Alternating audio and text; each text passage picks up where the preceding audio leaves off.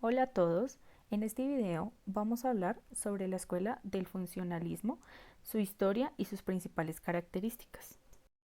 El funcionalismo es conocido como una de las facultades mentales y la conciencia que favorecen a la adaptación del ambiente y la supervivencia del organismo. Esto quiere decir que hace parte de las ciencias biológicas.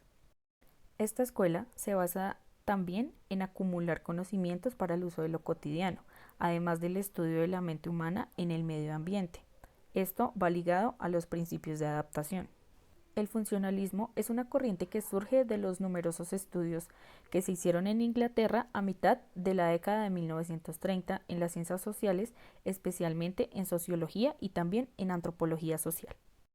Él es John Dewey, el fundador del funcionalismo entre los años 1859 y 1952, quien es muy reconocido con la publicación de su artículo El concepto de arco reflejo en el año 1896. Y él fue William James, un filósofo y psicólogo estadounidense precursor de la psicología funcional. Era un empirista radical y tenía una lucha tenaz contra el estructuralismo. En su libro Los principios de la psicología, él considera que la conciencia tiene como principal objetivo o función elegir la conducta de manera que nos permita la supervivencia y la mejor adaptación posible. William James también investigó de manera profunda aspectos como la formación de hábitos. Él creía que la psicología debía traerse en las experiencias del día a día. Además, observaría y tendría en cuenta las emociones dentro de los procesos mentales, ya que concebía la emoción como consecuencia de una reacción automática. El énfasis sobre el fluir de la conciencia es el punto de partida de James. Definió 4 caracteres de la conciencia. Una de ellas es la conciencia selectiva.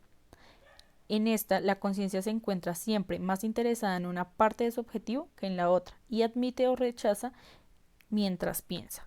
La conciencia continua. En esta nos dice que la conciencia personal y el pensamiento es sensiblemente continuo. Es una corriente que fluye y no es algo cortado en trozos ni puede describirse como una cadena de tren ni nada articulado.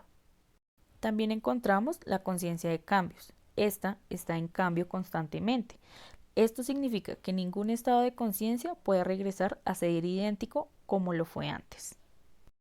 Y por último, la conciencia personal, en donde nos dice que los estados de conciencia pertenecen a la intimidad personal y no se pueden hablar en general del pensamiento, ni incluso de este pensamiento, sino de mi pensamiento. Ahora hablamos de 2 tipos de emociones que James identificó. Él habla sobre las más rudas, porque sus efectos son intensos. Esto quiere decir que el sentimiento tiene como resultado una expresión corporal, como lo son la ira, el amor, el miedo, el odio, la alegría, la aflicción, la vergüenza y el orgullo. Y por otro lado, tenemos las emociones sutiles, donde las reacciones corporales son menos intensas y constituyen los sentimientos morales e intelectuales y estéticos. Ahora pasamos a los hábitos. James los llama como la aptitud de los centros nerviosos para adquirirlos.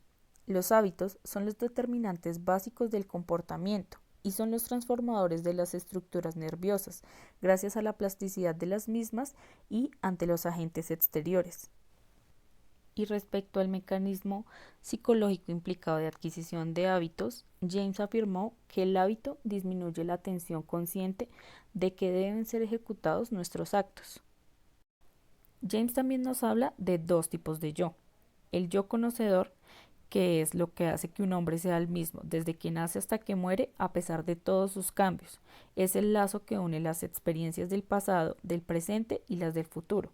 Y es el reflejo más claro del sentido de la identidad personal, como quien dice, yo soy el mismo de ayer.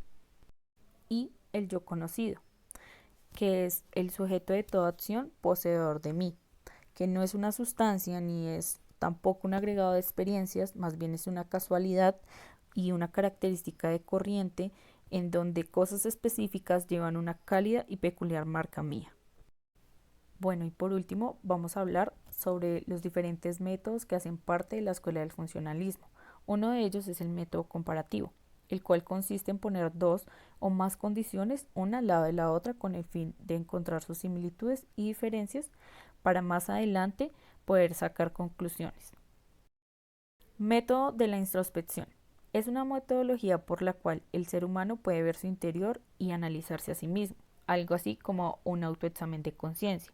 Se trata entonces de un método de carácter subjetivo, ya que el sujeto observa de acuerdo a su propio criterio sin tinte de objetividad. Y por último, pero no menos importante, el método experimental, que es toda observación controlada que sirve para comprobar la veracidad de las predicciones observacionales que se derivan de una hipótesis.